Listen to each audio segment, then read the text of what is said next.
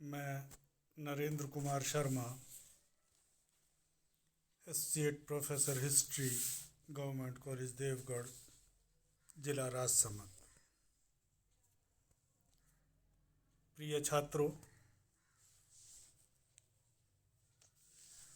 BA प्रथम वर्ष के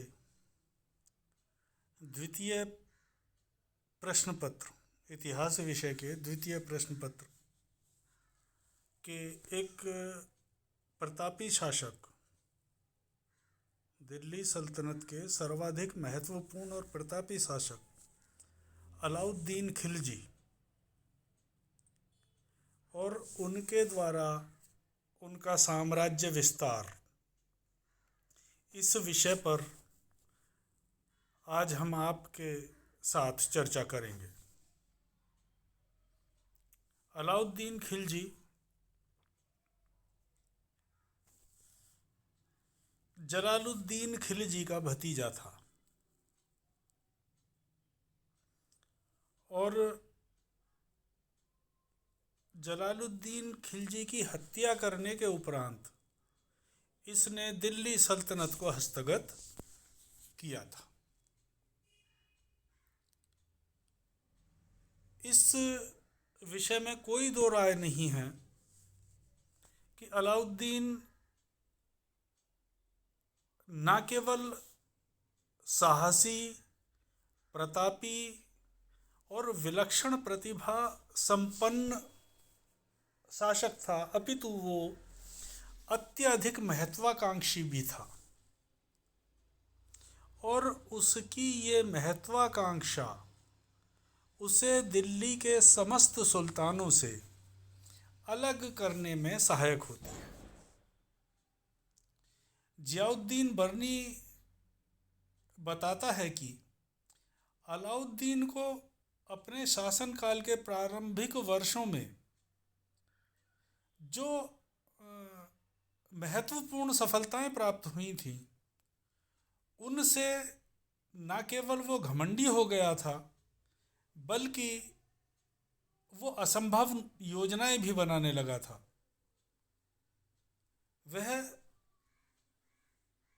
सिकंदर महान की तरह विश्व विजेता बनने का ख्वाब देखने लगा था। यहाँ तक कि वो धार्मिक क्षेत्र में भी अकबर का अग्रगामी बनना चाहता था, अर्थात वो एक नए धर्म की स्थापना के विषय में भी विचार करने लगा था। लेकिन इसके विपरीत दिल्ली के कोतवाल अलाउल मुल्क, जो अलाउद्दीन का घनिष्ठ मित्र भी था, उसने अलाउद्दीन खिलजी को ऐसा करने से रोका। अलाउल मुल्क ने अलाउद्दीन को बताया कि धर्म की स्थापना करना शासक का काम नहीं है, राजा का काम नहीं है, अपितु यह कार्य पैगंबरों का है, धार्मिक व्यक्तियों का है, धार्मिक नेताओं का है। राजा का काम सिर्फ राज्य करना है। और जहाँ तक विश्व विजय का संबंध है, अलाउल मुल्क ने अलाउद्दीन का ध्यान इस तथ्य की ओर आकर्षित किया कि उसका कार्य क्षेत्र भारत देश है। उसे सबसे पहले मंगोलों के आक्रमणों की रोकथाम करनी चाहिए और उत्तर भारत के जितने भी स्वतंत्र राज्य हैं उन्हें जीतने की तरफ अपना ध्यान लगाना चाहिए।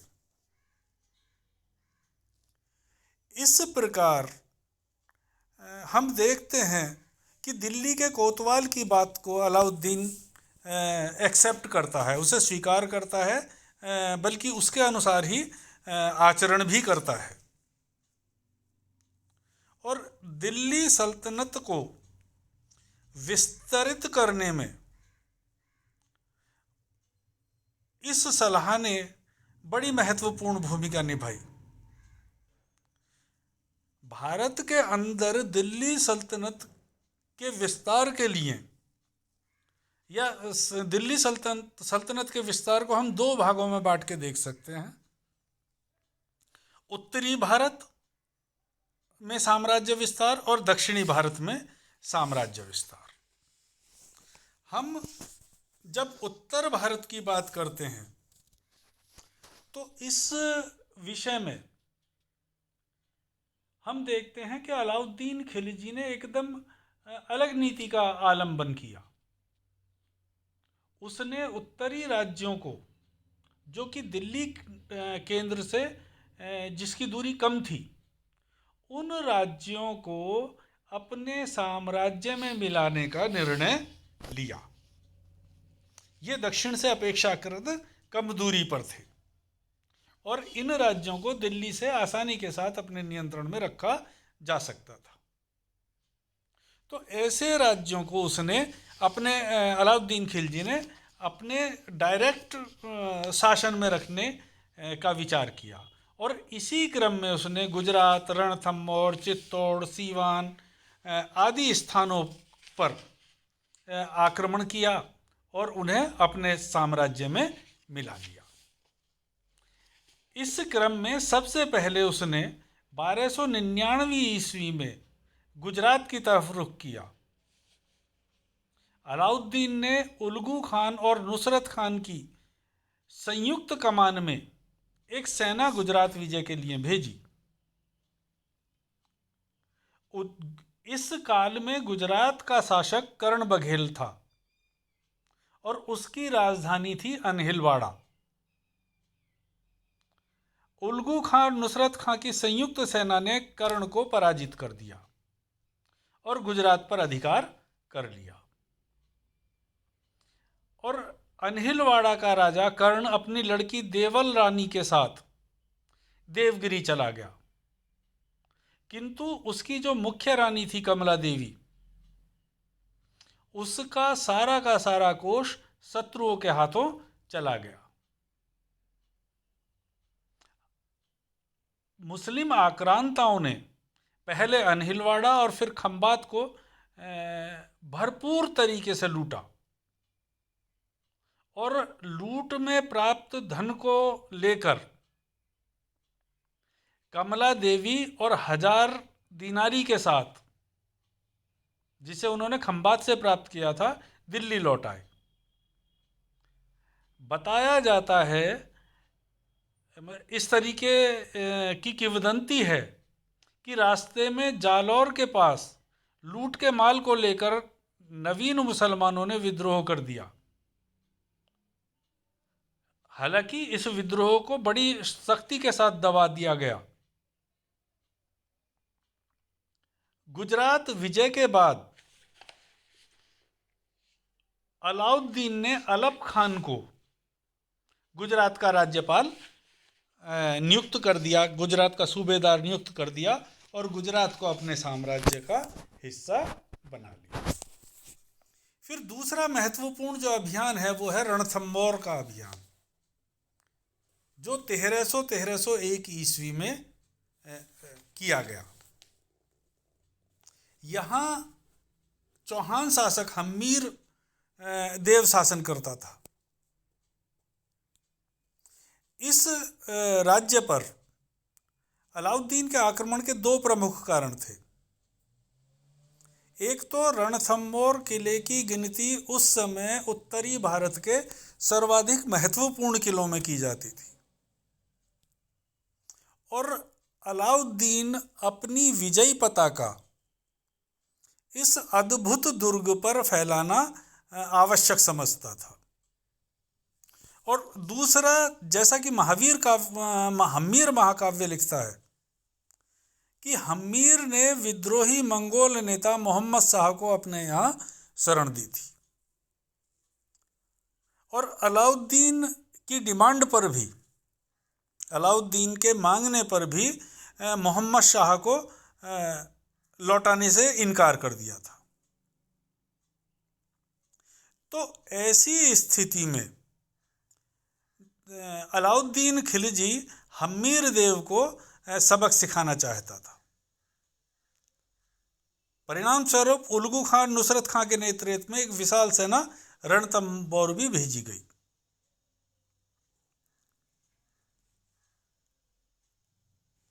इन लोगों ने रणथंभौर के किले पर घेरा डाल दिया, लेकिन राजपूत प्रतिरोध के कारण ये किले को प्राप्त करने में सफल नहीं हुए और नुसरत खान की तो इसी दौरान मृत्यु भी हो गई और उलगू खां को पराजित होकर वापस लौटना पड़ा। जब ये समाचार, असफलता का समाचार अलाउद्दीन खिलजी को चला तो वो स्वयं एक विशाल सेना के साथ रणथंभौर के लिए चल दिया और वहां पहुंचकर उसने किले का घेरा डाल लिया। हम्मीर काव्य का लेखक लिखता है कि अलाउद्दीन खिलजी ने छल से काम लिया। उसने हम्मीर के 2 मंत्रियों रणमल और रतिपाल को लालच देकर अपनी तरफ मिला लिया और उसकी सहायता से 1301 ईस्वी में किले पर अधिकार कर लिया और हम्मीर देव परिवार के साथ युद्ध में मारा गया। बाद में विश्वासघाती रणमल और रतिपाल का भी अलाउद्दीन ने वध करा दिया, उनकी भी हत्या करवा दी। तो इस प्रकार रणथंभौर का जो महत्वपूर्ण किला था वो भी अलाउद्दीन खिलजी के आधिपत्य में आ गया। रणथंभौर के अलावा जो एक बड़ा महत्वपूर्ण और विवादित अभियान है जिसे हम चित्तौड़ अभियान के नाम से जानते हैं, राजस्थान के चित्तौड़ नामक स्थान पर जो मेवाड़ की राजधानी थी उस समय 1303 ईस्वी में अलाउद्दीन ने यहाँ अभियान किया और चित्तौड़ का घेरा डाल दिया। अमीर खुसरो जो इस अभियान में अलाउद्दीन के साथ था, वो अपने विवरणों में इस घेरे और उसके किले के समर्पण का विस्तार से वर्णन अपने लेखों में करता है। मेवाड़ का राणा रतन सिंह उस काल में चित्तौड़ का अधिपति था। अमीर खुसरो के अनुसार राजा रतन सिंह सारे हिंदू राजाओं में श्रेष्ठ था और हिंदुस्तान के सब शासक उसकी श्रेष्ठता मानते थे। राजपूतों ने 8 महीने तक रतन सिंह के नेतृत्व में अलाउद्दीन खिलजी से लोहा लिया, अलाउद्दीन खिलजी का प्रतिरोध किया, किंतु अंततः अगस्त 1303 ईस्वी में किले पर अलाउद्दीन का अधिकार हो गया और वीर राजपूत महिलाओं ने अपने सम्मान की रक्षा के लिए रतन सिंह की पत्नी पद्मनी के नेतृत्व में जौहर किया। हालांकि पद्मनी की कथा को लेकर इतिहासकारों में परस्पर मतभेद हैं, लेकिन ये विवाद का विषय हो सकता है, लेकिन इस बात में कोई विवाद नहीं है कि अंततः अलाउद्दीन खिलजी चित्तौड़ को अपने अधीन करने में सफल रहा।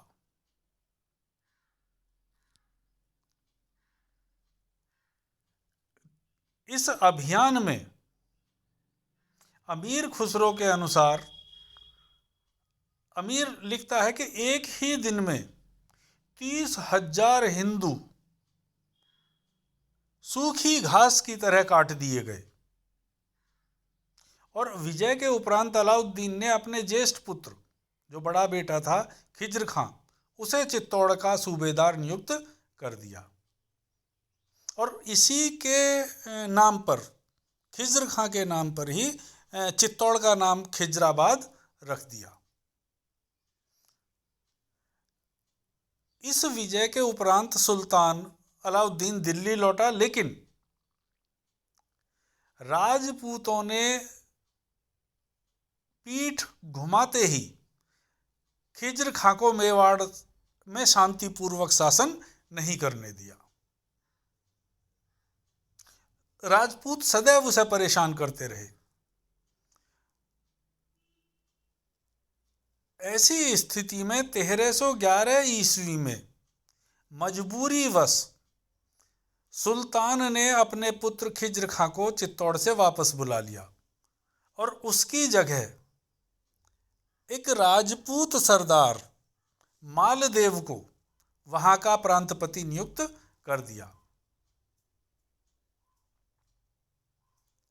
किंतु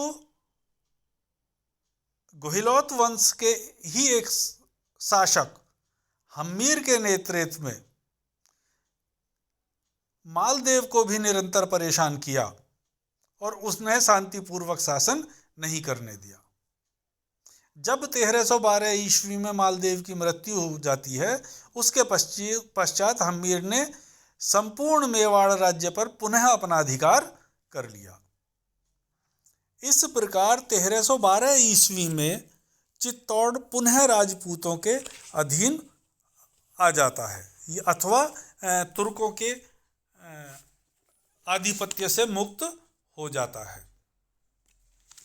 चित्तौड़ के उपरांत जो महत्वपूर्ण अभियान था अलाउद्दीन खिलजी का, वो था मालवा अभियान।